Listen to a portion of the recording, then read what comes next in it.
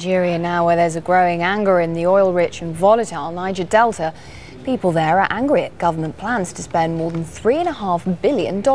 They say most of the cash is going to go on troops and security, leaving little for developing the impoverished region. As Andrew Simmons reports now from Port Harcourt. This is old Port Harcourt, the old harbour area, a hive of activity. You can see all around me people plying their trade, arriving in boats. That's the main form of transport.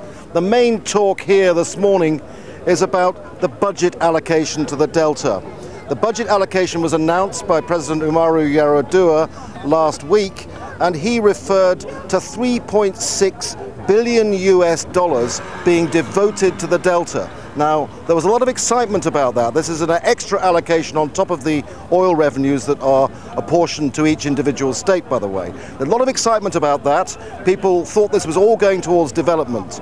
But then, a few days later in the Senate, it was announced that 90% of that $3.6 billion allocation was going to security, to defence spending.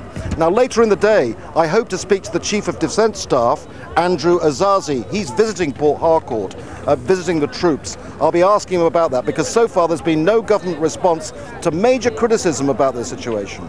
But moving on from here, let's try to get a context today about the levels of corruption throughout Nigeria. We've reported on the position here, the endemic corruption in this oil-producing state. But my colleague Haru Mutasa has travelled 1,500 kilometres to the north, to the very edge of the Sahara, to Sokoto. And this is her report.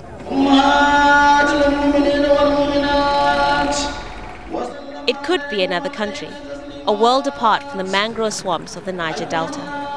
And although Sokoto State doesn't officially practice Sharia law, religion is an important part of everyday life.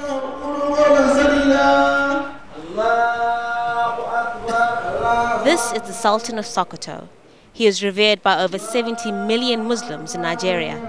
His word is law, and he's on a mission to stamp out corruption.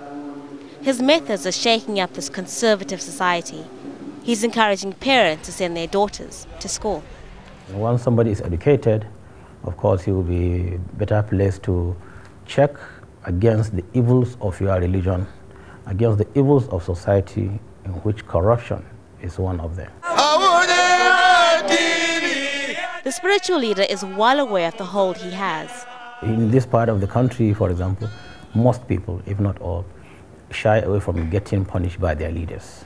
Because once you are punished and you're known to be punished by your leader, you know, by your either district or by the Sultan, then you are like an outcast. So you either do as he says or risk being ostracized. Slowly, more women in Sokoto are being empowered. There are more girls than boys at this school, and they aren't just being taught Islamic studies. They're also being taught subjects like mathematics and English. And even though some of their teachers think that most of these girls will probably end up married after school, some of them have different ambitions. I want to become a chemical engineer. I want to be a doctor.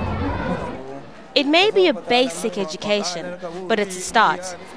We believe education is the bedrock of any development, and we believe women being the ones who bring up homes. They are educated and they are well focused in what they're supposed to do. They are in a better position, they are better placed to bring up children, and we know, as we used to say, children are the future of tomorrow. But out here, the Sultan's wishes are vying with tradition, and children are more likely to spend the day working in the fields than buried in a book. Haru, Mutasa, Jazeera, Sokoto, northern Nigeria.